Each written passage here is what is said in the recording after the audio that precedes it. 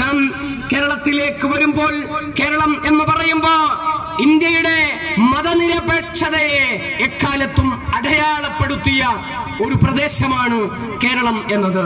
എന്നാൽ കേരളത്തിലും വർഗീയ കാലുഷ്യത്തിന്റെ കനലു വിതറുവാനാണ് ഭാരതീയ ജനതാ പാർട്ടി ശ്രമിച്ചുകൊണ്ടിരിക്കുന്നത്. ഇവിടെ ഏറ്റവും ഒടുവിൽ നമുക്ക് കാണാൻ കഴിയുന്നത് ശബരിമലയിലെ യുവതീ പ്രവേശനവുമായി ബന്ധപ്പെട്ട് സുപ്രീം കോടതിയുടെ നിർദ്ദേശം, അതിന്റെ മെറിറ്റിലേക്കും അതിന്റെ വിശദാംശങ്ങളിലേക്കും ഒന്നും കടക്കുന്നില്ല.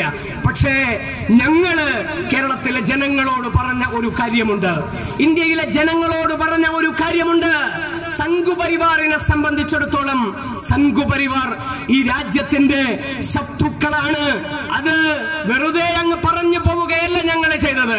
1925 നാഗ്പൂരിൽ പിറവിയെടുത്ത രണോത്സുക ഹിന്ദുത്വ പ്രസ്ഥാനമായ RSS അതിന്റെ ചരിത്രത്തിലുടനീളം രാജ്യത്തെ മതന്യൂനപക്ഷ ജനവിഭാഗങ്ങൾക്ക് നേരെ നടത്തിയ കലാപങ്ങൾ മതന്യൂനപക്ഷ ജനവിഭാഗങ്ങൾക്ക് മാത്രമല്ല, ഈ രാജ്യത്തെ RSS എതിരു നിന്നിട്ടുള്ളത്, രാജ്യത്തിന്റെ താല്പര്യത്തിന് എക്കാലത്തും എതിരു നിന്നിട്ടുള്ള പ്രസ്ഥാനമാണ് RSS.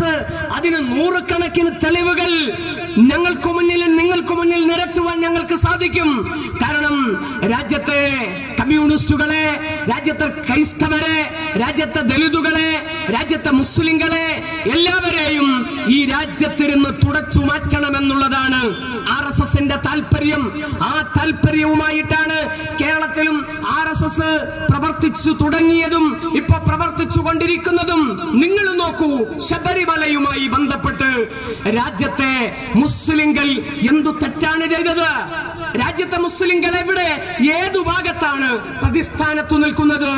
ശബരിമലയിൽ യുവതീ പ്രവേശനം ആവശ്യപ്പെട്ടുകൊണ്ട് കേരളത്തിലെ ഏതെങ്കിലും ഒരു മുസ്ലിം നാമധാരി, ഒരു വിശ്വാസി എന്നല്ല ഞാൻ പറയുന്നത്, ഹമീദ് ചേന്നമംഗലൂരിനെ പോലെ, അല്ലെങ്കിൽ കാരശ്ശേരിയെ പോലെ, അല്ലെങ്കിൽ ജാമിദ ടീച്ചറെ പോലെ ഒരു നാമധാരി പോലും ശബരിമലയിൽ സ്ത്രീ പ്രവേശനം, യുവതികളുടെ പ്രവേശനം ആവശ്യപ്പെട്ടുകൊണ്ട് സുപ്രീം കോടതിയിലേക്ക് പോയിട്ടില്ല. സുപ്രീം കോടതിയിൽ ശബരിമലയിൽ യുവതികൾക്ക് പ്രവേശനം നൽകണമെന്നാവശ്യപ്പെട്ടു പോയവരുടെ പാശ്ചാത്തലം, അവരുടെ രാഷ്ട്രീയ പാശ്ചാത്തലം പരിശോധിക്കുമ്പോ അത് സംഘപരിവാർ ബന്ധമുള്ളവരാണ്. എന്നിട്ടും അതിന്റെ പേരിൽ ശബരിമലയിലെ വിഷയവുമായി ബന്ധപ്പെട്ട് രൂപപ്പെടുന്ന ഹർത്താലിൽ പോലും RSS പറയുന്നത് എന്താണ്? നാം വിളിച്ചാൽ കേൾക്കുന്ന മിഠായി തെരുവ്. ഒരുപാട് പാരമ്പര്യത്തിന്റെയും പൈതൃകത്തിന്റെയും സ്മരണകൾ ഉറങ്ങുന്ന കോഴിക്കോടിന്റെ വ്യാവസായിക കേന്ദ്രം എന്ന് വിശേഷിപ്പിക്കാവുന്ന മിഠായി തെരുവിൽ കഴിഞ്ഞ ഹർത്താലിന്റെ ദിവസം RSSന്റെ നേതൃത്വത്തിൽ നടന്നിട്ടില്ല അഴിഞ്ഞാട്ടത്തെ കുറിച്ച് നമുക്കെല്ലാവർക്കും അറിയാവുന്ന കാര്യമാണ്.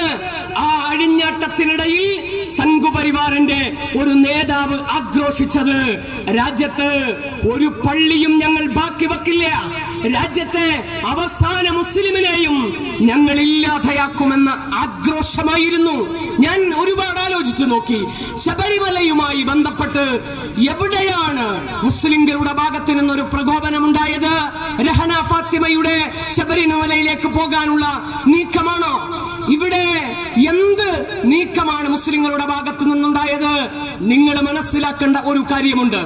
RSSനെ കുറിച്ച് കൃത്യമായി ഞങ്ങൾ social democratic party of India എന്ന് പറയുന്ന മഹത്തായ പ്രസ്ഥാനം രൂപീകരിക്കുന്നതിന് മുമ്പ് തന്നെ ഈ മഹത്തായ പ്രസ്ഥാനത്തിന്റെ മുൻനിരയിൽ നിൽക്കുന്നവരെല്ലാം വിവിധ സാമൂഹിക രാഷ്ട്രീയ പ്രസ്ഥാനങ്ങളിൽ പ്രവർത്തിച്ചവരായിരുന്നു. അവർ എല്ലാം ഈ രാജ്യത്തെ ജനങ്ങളോട് പറഞ്ഞ ഒരു കാര്യമുണ്ട്, RSS രാജ്യത്തിന്റെ ശത്രുവാണ്, രാജ്യത്തെ മുസ്ലിങ്ങളുടെ ശത്രുവാണ്. ഇപ്പോഴും ചില ആളുകൾക്ക് നേരം വെളുത്തിട്ടില്ല എന്നാണ് നമുക്ക് മനസ്സിലാക്കാൻ കഴിയുന്നത്.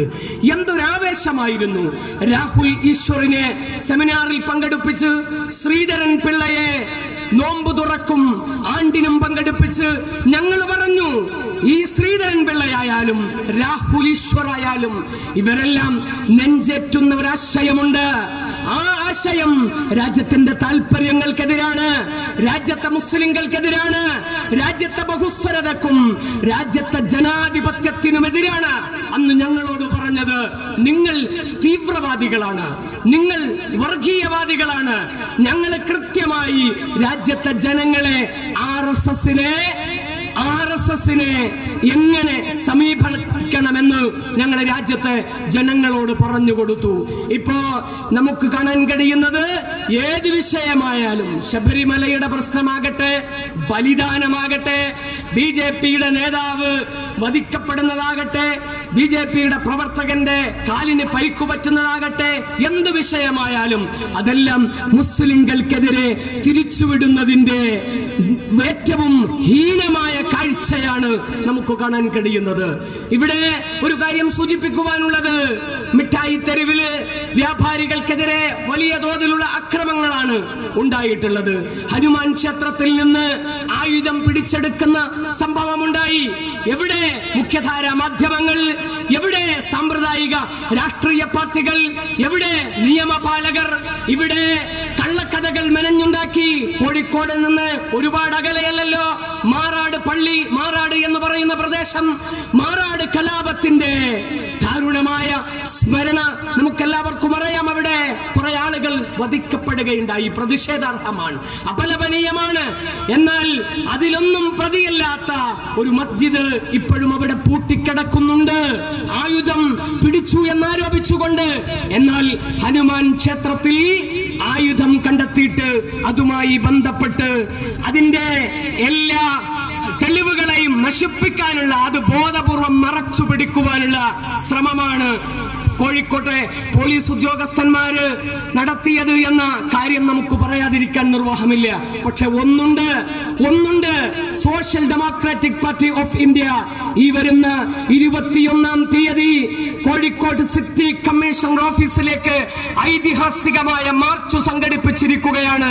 ഞങ്ങള് വളരെ വ്യക്തമായി പറയുന്നു, സംഘ് പരിവാറിന്റെ ഏത് കൊലകൊമ്പനായാലും ശരി, മിഠായി തെരുവിൽ അക്രമം കാണിച്ചവർ, ഹനുമാൻ ക്ഷേത്രത്തിൽ ബോംബ് സൂക്ഷിച്ചവർ, അവരാരായിരുന്നാലും, ഏതിരുമ്പിൻ മറയത്ത് അവര് പോയൊളിച്ചാലും അവരെ നിയമത്തിന്റെ മുന്നിൽ കൊണ്ടുവരാൻ social democratic party of India പ്രതിജ്ഞാബദ്ധമാണ് എന്ന് പ്രഖ്യാപിക്കുവാൻ ഞാൻ ഈ അവസരം ഉപയോഗപ്പെടുത്തുകയാണ്.